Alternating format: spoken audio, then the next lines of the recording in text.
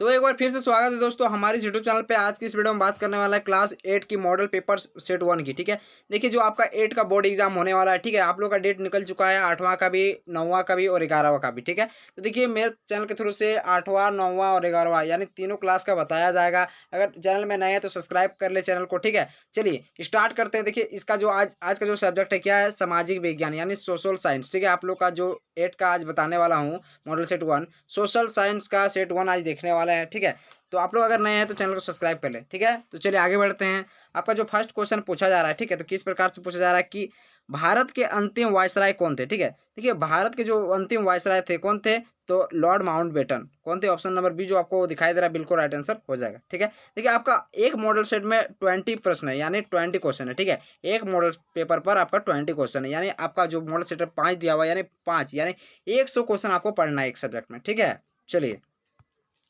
आपका जो अगला प्रश्न है क्या है, 22 अक्टूबर 1764 ईस्वी को बक्सर युद्ध में अंग्रेजी सेना का नेतृत्व किसने किया। तो किसने किया था, तो कैप्टन मुनरो ने किया था। देखिए ऑप्शन नंबर जो आपको सी दिखाई दे रहा है बिल्कुल राइट आंसर हो जाएगा। ठीक है, चलिए आगे बढ़ते हैं। आपका जो अगला प्रश्न है क्या है, टीपू सुल्तान किस राज्य से संबंध रखते थे। ठीक है, देखिए टीपू सुल्तान कहाँ के थे, तो बेंगलोर यानी कर्नाटक। ठीक है, याद रखिएगा कर्नाटक। तो कर्नाटक कहाँ पे था, मैसूर में। ऑप्शन नंबर जो सी दिखाई दे रहा है बिल्कुल राइट आंसर हो जाएगा, ऑप्शन नंबर सी। ठीक है, टीपू सुल्तान किस राज्य के संबंध रखते थे, तो वो मैसूर से। ठीक है, चलिए आगे बढ़ते हैं। आपका जो अगला प्रश्न है क्या है, महात्मा गांधी ने 1917 ईस्वी में नील बगान मालिकों के विरुद्ध चंपारण में आंदोलन शुरू किया। चंपारण के किस राज्य में स्थित है। ठीक है, जो चंपारण है हमारा किस राज्य में स्थित है, वो बिहार राज्य में है। कहाँ पे है, वो बिहार राज्य। ऑप्शन नंबर जो आपको डी दिखाई दे रहा है बिल्कुल राइट आंसर हो जाएगा, बिहार राज्य। ठीक है, चलिए अगला प्रश्न देख रहे थे, जो आपका 5वां नंबर प्रश्न है, क्या पूछा जा रहा है, भारत में पहली सूती कपड़ा मिल 1854 ईस्वी में किस जगह स्थापित हुआ था। ठीक है, तो किस जगह हुआ था, देखिए 5 का जो आपका राइट आंसर हो जाएगा। ठीक है, 5 का ए कहाँ पे, बम्बई में। ऑप्शन नंबर ए बिल्कुल राइट आंसर हो जाएगा। चलिए आगे बढ़िए। आपका जो अगला प्रश्न क्या है, 1857 ईस्वी में विद्रोह के समय भारत का गवर्नर जनरल कौन था। ठीक है, तो गवर्नर जनरल जब था वो कौन था, तो Lord Canning. Option number D. ठीक है, लॉर्ड कैनिंग था। चलिए अगला प्रश्न आपका क्या है, धन निकासी का सिद्धांत किसने दिया। ठीक है, धन निकासी का सिद्धांत किसने दिया था, ठीक है, जो 7 का ऑप्शन नंबर सी दिखाई दे रहा है कौन हो जाएगा, दादा भाई नौरोजी। धन निष्कासन का सिद्धांत दादा भाई नौरोजी ने दिया था। ठीक है, चलिए अगला प्रश्न आपका क्या है, लॉर्ड कर्जन ने 16 अक्टूबर 1905 को किस राज्य का विभाजन किया था।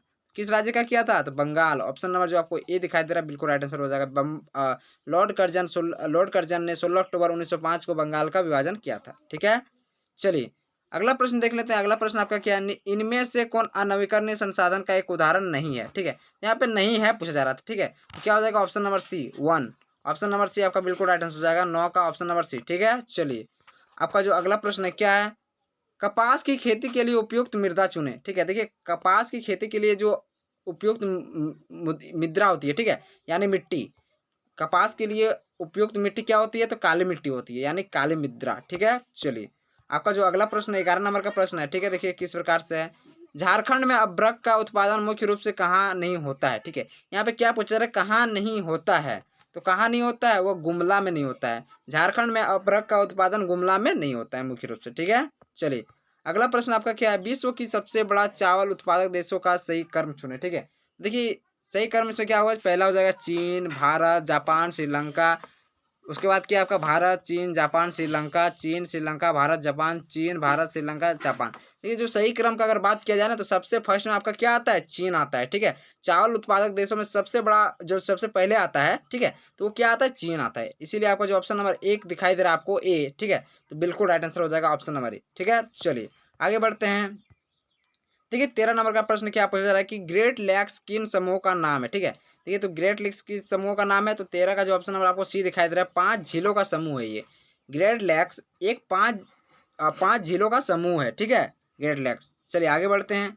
आपका जो अगला प्रश्न है क्या है, मानव अधिकार दिवस हर साल किस तिथि को मनाया जाता है। 10 अक्टूबर, 10 दिसंबर, 10 नवंबर, 10 सितंबर, क्या हो जाएगा आंसर। ठीक है, तो ये इसका आंसर जो आपको दिखाई दे रहा है ऑप्शन नंबर डी, 10 दिसंबर को मनाया जाता है। ठीक है, मानव अधिकार दिवस 10 दिसंबर को मनाया जाता है, इसलिए ऑप्शन नंबर जो आपका डी हो जाएगा बिल्कुल राइट आंसर हो जाएगा। ठीक है, चलिए आगे बढ़ते हैं। जो आपका अगला प्रश्न क्या है, राज्यसभा में कितने सदस्यों को राष्ट्रपति मनोनीत करते हैं। ठीक है, देखिए जो आपको 15 का ऑप्शन नंबर आपको सी दिखाई दे रहा है बिल्कुल राइट आंसर हो जाए 12। ठीक है, कितने करते हैं, 12।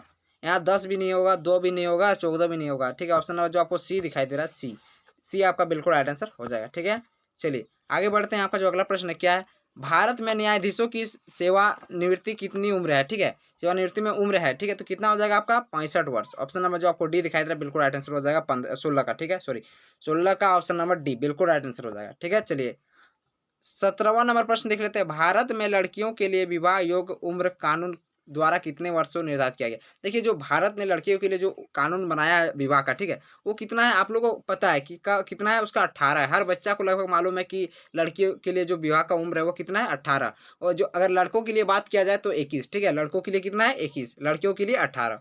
चलिए अगला प्रश्न आपका क्या है, पंथ निरपेक्ष समाजवादी तथा अखंडता शब्द 1976 में किस संविधान संशोधन द्वारा जोड़ा गया था, ठीक है, तो 42वें में और भी बहुत सारे कुछ जोड़े गए थे, तो वो नहीं, अभी अभी हम लोग को वो नहीं जानना है। हम लोग क्या जानना था कि पंथ निरपेक्ष और समाजवादी तथा अखंडता शब्द जो 1976 में जोड़ा गया था, तो वो किस संविधान संशोधन द्वारा जोड़ा गया था, तो 42वें संशोधन द्वारा, ठीक है। चलिए आगे बढ़ते हैं। आपका जो अगला प्रश्न है जो 19 नंबर का प्रश्न पूछा जा रहा है, ठीक है, क्या पूछा जा रहा है कि सूर्य नमस्कार की कितनी स्थितियां होती है, ठीक है। देखिए आपका अगर गूगल में सर्च मारिएगा तो आपको 12 बताएगा, ठीक है, कितना बताएगा 12, कहीं कहीं आपका 10 दिया हुआ है, ठीक है, तो ये कंफर्म नहीं हुआ है, लेकिन हाँ मेरे ख्याल से इसका अगर गूगल में 12 है तो आपका 12 ही आंसर होगा। सूर्य नमस्कार की इतनी कितनी स्थितियां है, तो 12, ऑप्शन नंबर जो आपको सी दिखाई दे रहा है बिल्कुल राइट आंसर हो जाएगा, ठीक है। आपका अगला प्रश्न क्या है, बैंक से आप लाभ उठा सकते हैं, क्या उठा सकते हैं, क्या क्या लाभ उठा सकते हैं, ठीक है।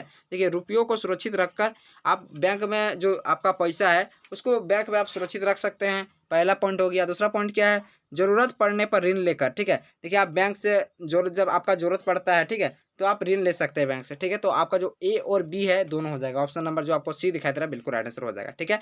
चलिए इसी तरह मिलते हैं नेक्स्ट वीडियो में जो आपका सोशल साइंस है, ठीक है, सोशल साइंस सेट, उसके बाद जितने भी सब्जेक्ट आपका बनेंगे, हिंदी हो इंग्लिश हो, ठीक है, मैं जल्द से जल्द वीडियो लाने का प्रयास करूंगा। चलिए मिलते हैं नेक्स्ट वीडियो में। जय हिंद जय भारत।